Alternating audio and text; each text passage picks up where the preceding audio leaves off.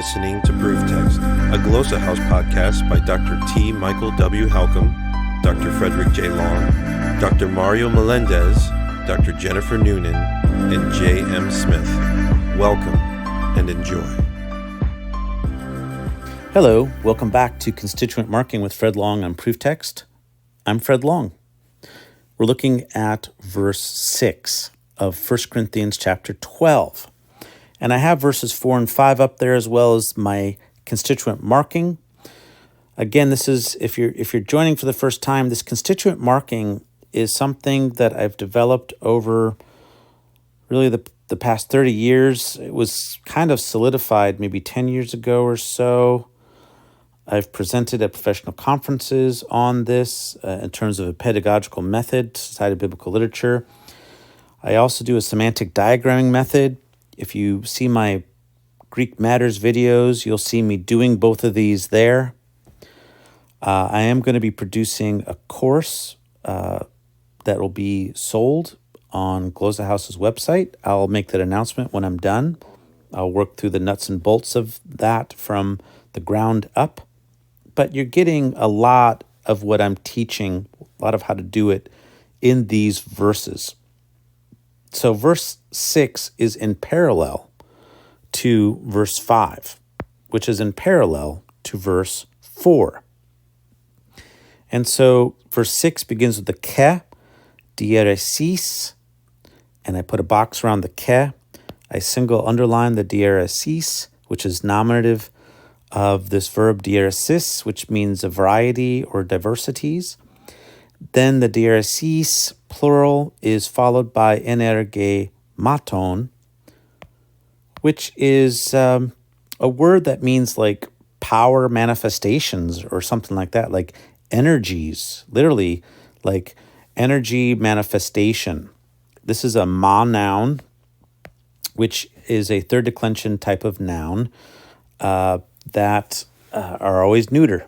They're always neuter, and they tend to construe the meaning of the root, which here is en and erg.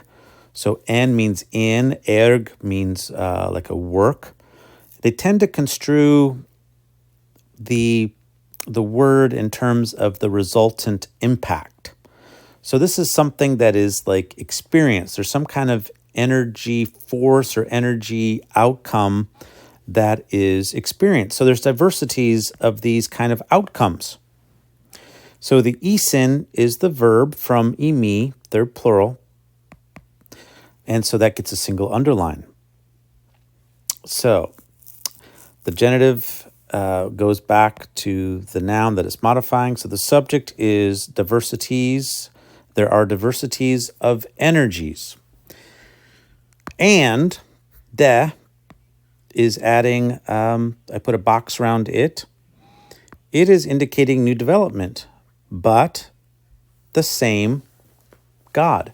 And people may discern a bit of contrast in the context because you have diversities plural, and then you have the same God. So very possibly the de could be translated as but. We talked about that before. It's adding a new development, though. And this could cause a little bit of a Trinitarian, dilemma if we try to understand the de and the ke of the previous two together. I mean, I might have liked there to be a ke here, but it's not. Because then you could be like thematically adding the Lord to the Spirit, and then God to the Lord and the Spirit. But that's not Paul's point. He's not working out a Trinitarian theology. He is working out an understanding of diversities of gifts, ministries, and manifestations. And we're going to look at that, why he's doing that. He is working out that theology. But we're not done with verse 6 yet. Because after the o de autos theos, we have o energon ta panta en pasin, the one working out all things in all things or all people. So when I see preposition, I start right away I put a parentheses around that, and that's pretty easy. There is a question whether this refers to things or people, and I kind of think it means people, because as we'll see in the next verses, he is going to be talking about the distribution of the gifts to different people. So en passing means in all people. And then we have the o en ergon. That gets a single underline as it's a nominative, and it also gets an equal sign. This equal sign is saying that this is apposition, in apposition to the same God. So God is the one, namely the one working tapanta in passing. Tapanta is accusative plural.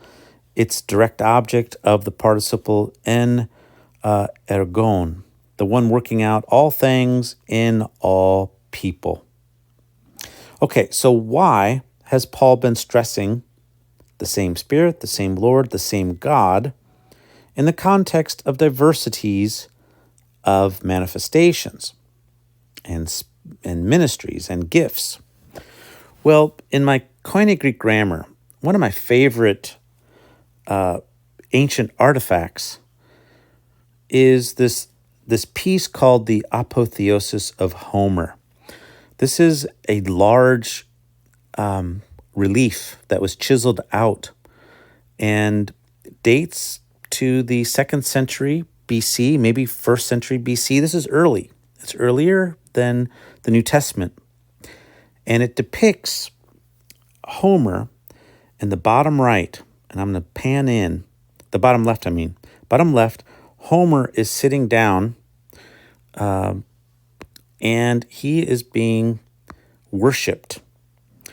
He's being worshipped with a bull sacrifice. Here's an altar, and standing behind him is oikonomē, which means inhabited world, who's putting a crown on him. And underneath Homer, beside him, are 2 scrolls being held by this little servant, looks like a little servant girl.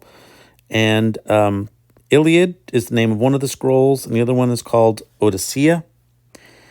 And then here's Omer, and then here's Mythos.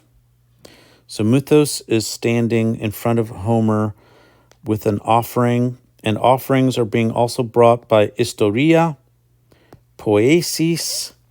So Historia means history, poetry, tragedia, and commedia. So these are personified peoples, literary genres that are coming and giving homage to Homer as being the origin of these genres, and they're paying homage. So he's being crowned by oikonomia, as I said, and chronos, time.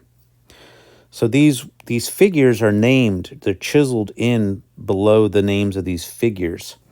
And then at the far right, you have a group of virtues like phusis and arete, pistis and sophia. These group of virtues are also personified. As we go up the 4 tiers, there's 4 tiers to this inscription relief. And in the 2nd tier, we start to see the muses. The 9 muses, and Dionysius is in this little grotto, apparently. So you have the 9 muses, and each of these represents a different kind of gifting. Dance, song, all kinds of stuff. You can read about the 9 muses and their mother. And then to the right, there's this dude who probably is receiving the honor, kind of, in some way. This inscription might have been for him, or it might be a representation of the chiseler himself, who was a famous chiseler. Let's see, what was his name? His name is listed here. I forget his name. But anyway, he is there depicted. And at the top of all this, it's Archelaus, of course. Archelaus is the inscriber. At the top of this apotheosis of Homer is Zeus sitting on a throne holding a scepter with his faithful little eagle, which is a representation of Zeus or Jupiter. Often those are accompanied by an eagle, which was their manifestation. So what's going on? Here's the inscriber. What is going on here is a certain understanding that in the ancient world, gifts and manifestations of different types came from different divinities. Yeah, different divinities were responsible for different manifestations. In fact, there's a satire by a 2nd century AD Roman writer Lucian, which is called The Gods in Council. And these gods are, among other things, protesting two phenomena. One, there's too many humans becoming gods, which is called apotheosis, becoming a god, becoming deified. And secondly, they're complaining that the gods, individual gods, are the same gods are taking credit for the same kind of manifestations. In other words, they're not staying in their own lanes. That the same, like multiple gods are claiming the gift of singing. And in other words, the gods are just kind of getting muffled together in terms of their distinctiveness, and they're giving the same kinds of things to people. Okay, I think this is a background to understand what Paul is doing in 1 Corinthians 12, 1 through 6, as we've gotten started. He's been talking about a diversity of giftings, but he's stressing the same Spirit, the same Lord, the same God, that behind all of this diversity is not different divinities, but the triune God, essentially. Now, he doesn't use the word triune, but I think that's where he's heading, in a sense. And we have to remember, too, as we saw in verse 2 of chapter 12, that Paul evokes the Corinthians' pagan past as a background to understand this unfolding discussion. That he says, remember, you were led astray to mute and dumb idols. That is, idols that don't speak, they're voiceless. And in that context, priestesses and prophetesses were inspired by the spirits and by the gods to speak on behalf of the gods. And so this is a context that Paul himself is evoking here as he's going to be disclosing the theology, really a theology and a motivation for the spiritual gifts, especially manifestation gifts, even language speaking and whatnot. And he's going to try to ground it in a proper theology and purpose and motivation, which is ultimately love and edification. And then chapter 14, he's going to be talking about the proper praxis of spiritual gifts and manifestations. Well, I'm going to stop there, and I hope you found this helpful as we continue to look at 1 Corinthians 12 and do constituent marking. Take care. Interested in growing your ancient language skills but not sure where to start? Glossa House can help. From illustrated readers and short stories to lexicons and grammars, Glossa House offers a variety of resources for beginning, intermediate, and experienced ancient language learners. Head to glossahouse.com today. Glossa House, language resources for the global community.